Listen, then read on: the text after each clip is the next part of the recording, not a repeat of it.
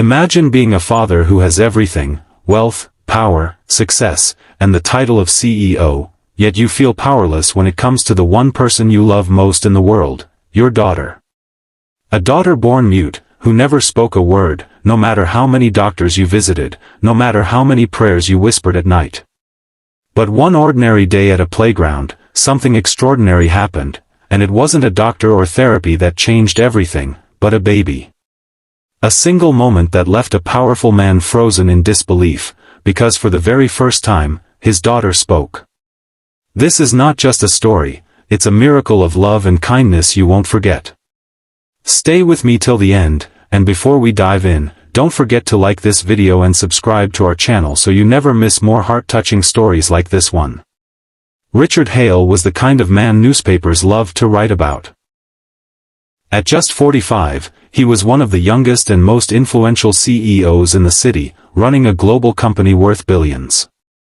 To the world, he was a symbol of success, power, and brilliance. But behind the walls of his glass skyscraper and the luxury of his penthouse apartment, Richard carried a weight so heavy that not even his wealth could lift it. That weight was his daughter, Emma. Emma was 7 years old, with big blue eyes that mirrored the ocean and a smile that could melt the coldest heart. But Emma was mute. From the moment she was born, she never uttered a cry, not a single word. Doctors said her vocal cords were healthy, her brain scans normal. There was no clear medical explanation. Some labeled it selective mutism, others insisted it was trauma she might grow out of. But Richard knew one thing: his little girl had never called him Dad, and it tore his soul apart every single day. Richard had lost his wife during childbirth, which meant Emma was the only piece of her left behind. She was his light and his shadow, his pride and his ache.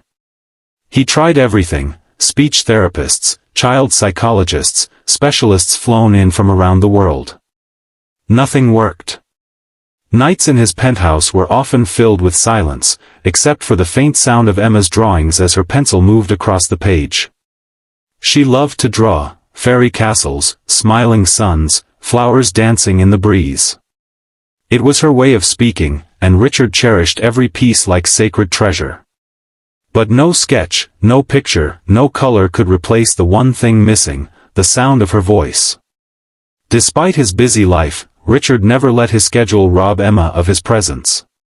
He attended her school activities, even if she only stood quietly in a corner while other children sang songs or played games.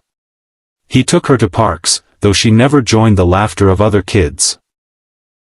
Instead, she'd sit quietly on the swing, staring at the sky, her small hands gripping the chains as if she belonged to another world. For years, Richard carried this heartbreak with quiet strength. His board members respected him, his employees admired him, the public envied him, but no one knew that every night, the CEO who conquered the world would stand at his daughter's bedside and whisper stories she could not answer. One Saturday morning, Richard made a decision. He told himself he would not hide his daughter from the world anymore, nor would he keep her away from the chaos of laughter she never joined. He decided to take her to the biggest playground in the city, where families gathered every weekend. Emma clutched her teddy bear, the one toy she never let go of, as she walked beside her father. She looked up at him with those silent eyes, and Richard gave her a smile that masked the storm inside his heart. The playground was alive with children's laughter, parents chatting, and the smell of cotton candy drifting in the breeze. Richard sat on a bench, watching Emma wander slowly toward the swings. His heart clenched as he saw other kids laughing loudly, their voices ringing through the air, while his daughter sat down quietly, pushing herself ever so gently back and forth. Some parents glanced at Richard, recognizing the famous CEO. They whispered, some even pointed, but he ignored them. His focus was only on Emma. He wanted her to feel like a normal child, even if she never joined the noise. Hours passed, and Emma remained quiet, drawing circles in the sand with her shoes, hugging her teddy bear tighter whenever laughter grew too loud. Richard sighed, telling himself this day was like every other, a reminder of what was missing. But just when he thought the day was slipping away in silence, fate placed a miracle right in front of him. A young mother arrived at the playground with her baby boy, no more than a year old.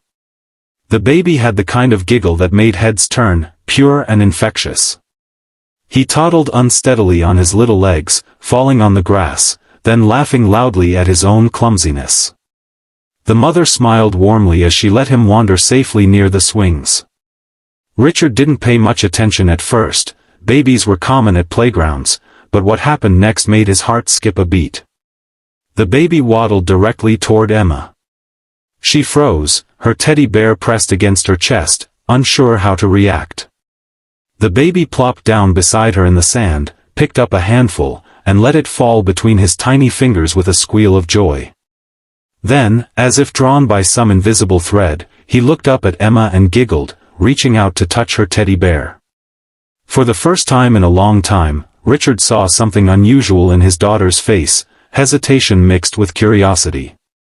Emma didn't pull away. Instead, she let the baby's tiny hand brush against her teddy bear. The baby babbled nonsense words, laughing again. Emma's lips parted slightly, as though she wanted to say something, but no sound came. Richard leaned forward on the bench, his heart pounding. The mother noticed too, her eyes widening with surprise. Could this be the moment? Richard held his breath, praying silently. But then, as quickly as it began, Emma turned her eyes down again, hugging her teddy bear tightly, and the moment passed. Richard felt the familiar ache return. He told himself not to hope too much, it only hurt more when hope was broken. But little did he know, this was only the beginning. The next day, Richard surprised Emma by suggesting they return to the playground. It wasn't like him to repeat outings, but something deep inside him pushed him back. Emma, as always, didn't object, she simply held his hand as they walked. When they arrived, the baby and his mother were already there. The baby, whose name Richard overheard was Noah, immediately toddled toward Emma again as if the two shared a secret bond. This time, Emma didn't freeze. She knelt on the grass, placing her teddy bear in front of Noah. The baby clapped his hands and squealed with joy. Richard's chest tightened as he watched Emma begin to interact, not with words, but with actions. She drew shapes in the sand, and Noah copied her with his tiny hands, smudging the lines but laughing all the while. For the first time in years, Richard saw his daughter smile, really smile, wide and genuine, her eyes sparkling. His heart nearly burst. Days turned into weeks, and every weekend, Richard brought Emma back to the playground. Every time, Noah was there with his mother, and every time, Emma grew braver. She let Noah take her teddy bear, then gently took it back, her lips twitching in amusement. She began pointing at things, like the slide or the flowers, and Noah responded with cheerful babbling. Richard noticed something remarkable, his daughter was communicating, not with words, but with gestures, expressions, and laughter that barely escaped her lips. He felt hope rising again, fragile but undeniable. Then came the day that changed everything. It was a bright Sunday morning, the air crisp with spring, the playground buzzing with families. Richard sat on the bench as usual, his eyes locked on Emma. Noah toddled toward her with a small red ball in his hand. He dropped it at her feet, giggling. Emma bent down, picked up the ball, and for a moment, held it close to her chest. Richard could see the hesitation, the battle inside her to stay silent or to let something out. Noah clapped his little hands and said, "Bah! Bah!" reaching for the ball again. Emma's lips parted. Richard froze.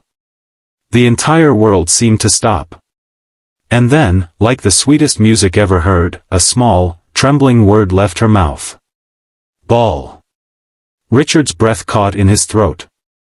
His hands shook. He couldn't believe what he just heard.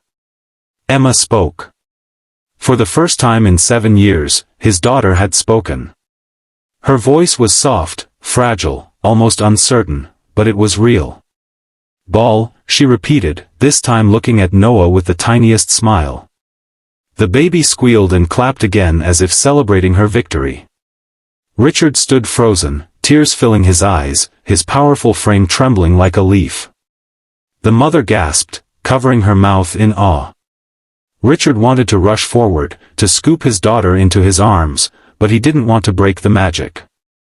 He just stood there, watching his mute daughter's voice fill the air, watching the miracle unfold before his eyes. Emma giggled softly as she tossed the ball back to Noah. He laughed, saying, "Bah," again, and Emma whispered back, "Ball," her voice steadier now. Richard broke.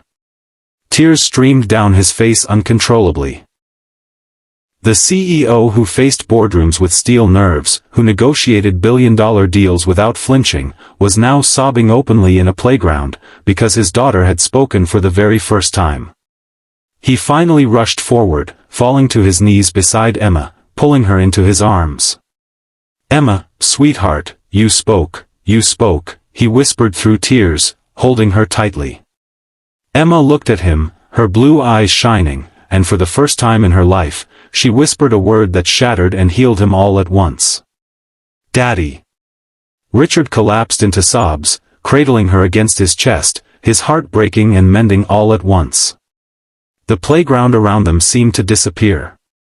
There was only him, his daughter, and the sound of her voice, fragile, beautiful, priceless. The mother of the baby smiled warmly, tears in her own eyes, whispering softly, "He brought her voice out. Sometimes children speak to children in ways we never can." Richard nodded through his tears, whispering 1,000 thank yous he couldn't even put into words. He kissed Emma's forehead, holding her as though he would never let go. That night, for the first time in 7 years, Richard's penthouse was filled not with silence, but with the fragile, hesitant, beautiful sound of his daughter's voice as she whispered "Daddy" again and again, her laughter mixing with his tears. And in that moment, Richard realized that no title, no wealth, no power in the world compared to the miracle of hearing his little girl speak. And that, dear viewers, is the miracle that changed a powerful man's life forever. The CEO who had everything but longed for his daughter's voice finally heard it, not through money or doctors, but through the innocent friendship of a baby. Sometimes, love and miracles come from the most unexpected places. If this story touched your heart, don't forget to like this video and subscribe to our channel so we can keep bringing you more stories of kindness, hope, and miracles that remind us all what truly matters.